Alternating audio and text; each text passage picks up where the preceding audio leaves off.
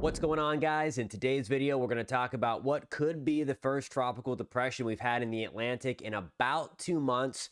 But first, an update on that developing major hurricane in the Gulf of Mexico.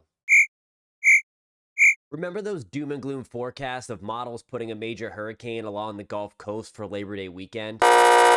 We talked extensively in a previous video that those posts on the internet were nothing more than hype and that scenario likely wouldn't happen.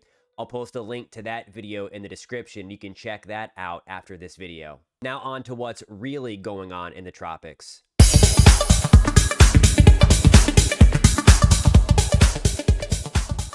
Before we get into the breakdown of the Atlantic Basin, I just want to thank all the new subscribers and welcome everyone to the channel. Really appreciate the support here. And if you want a non-sensationalized breakdown of what's going on with the weather, you have come to the right place. Please smash that subscribe button, hit that alert bell, and you will be updated on all things weather without the crazy hype. Let's get to it. As we get ready to turn the page into September, the Atlantic, all things considered and relatively speaking, it's still pretty quiet. There are two areas that the National Hurricane Center have highlighted for development. One of those is likely going to be our next tropical depression. Here is the disturbance known as Invest 91L. L is the Atlantic tag, the investor listed from 90 to 99. And then Invest just stands for Area of Investigation. That's when the National Hurricane Center starts running all of its hurricane models on the individual system itself. You see it here, a few areas of thunderstorm activity blossoming, but as a whole, this area does remain disorganized. Closer to the islands, the Leeward and Windward Islands, we still have some thunderstorm activity, especially in the Windward Islands, with some gusty storms in and around Trinidad and Tobago. But again, the main system still back off towards our east. Over the next few days, this is still likely to remain disorganized as it kind of drifts to the north and west, mainly north of the Lesser Antilles. Here we go on Saturday morning and into the early afternoon. Here are the Leeward Islands again. So the surf might kick up. You might have a couple of outer rain bands, if you will, bring in some inclement weather. But by and large, this weak system should drift north of us in the Leeward Islands. It should also stay north of us in Puerto Rico and the Virgin Islands as well. Here is Puerto Rico. Here is the Dominican Republic. And then here is Haiti. Here would be our potentially developing storm. Again, likely by this point, we should have a tropical depression. Again, this is Saturday, September 3rd, and getting close to tropical storm status, if not already.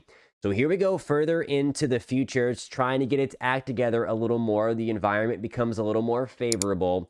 So one of the areas that we're going to watch, and still this should stay north of us in the Turks and Caicos, but here are the Turks and Caicos, here are the Bahamas, and then further down the line, the southeast coast of the United States. This does look like it's going to make a turn. I'll show you some of those spaghetti plots in 1 second. But nonetheless, something that we should be watching out for from North Carolina into South Carolina and then down through the Florida coast as well. That is just a very outside shot at this point. Surprised the GFS does want to ramp this thing up a little quicker. Now, the European in its previous runs have also wanted a stronger storm north of the Caribbean. So again, it's interesting that the run that I just showed you is on the weaker side. So that's something we're going to see and watch if that's going to be a trend to kind of weaken this thing, hopefully, or if it wants to ramp back up into a stronger storm, at least as it passes north of the Caribbean islands. So here we go on September 4th. This is Sunday morning.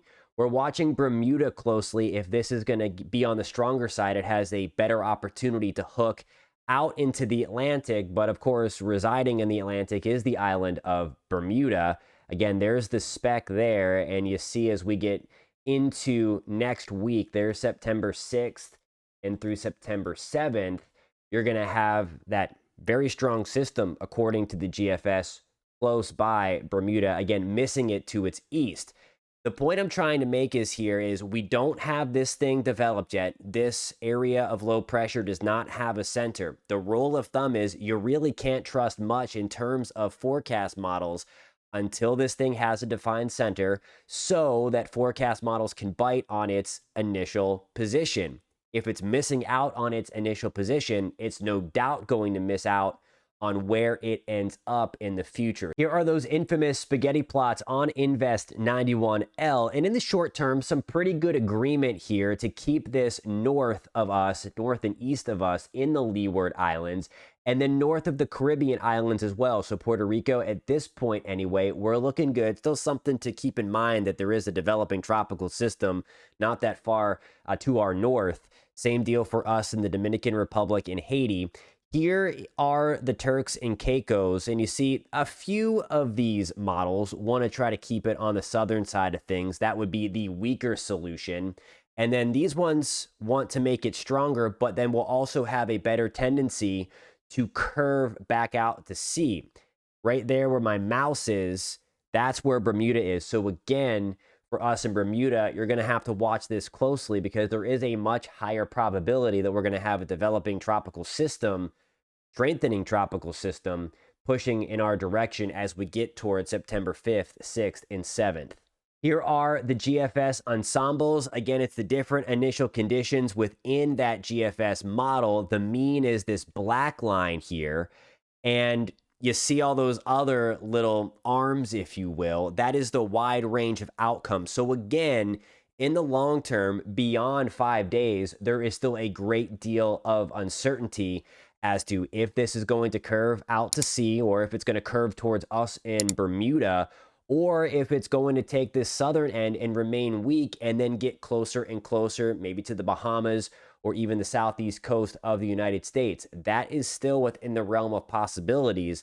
Again, at this point anyway, the highest probability would be to put this system somewhere in here. And again, that would put it on a trajectory close to Bermuda. We are looking now at the intensity guidance for some of those computer spaghetti plots that we just looked at now. You see most of this keeping the system relatively weak. The different color changes here are the different intensities of the system. So once you get into green, that's the model showing tropical storm strength. And then the yellow, category 1, orange, their peach, whatever that color is category 2. But you see here for the next 36 to 48 hours, most of those model members continuing to keep it below tropical storm strength. If it has a center, it would be a tropical depression at this time. It's really not until we get out into that 3 to 5 day realm that we're looking at this thing start to intensify a little bit. And that's going to be in the realm of north of the Caribbean by that time. So again, something that we're going to be watching closely here.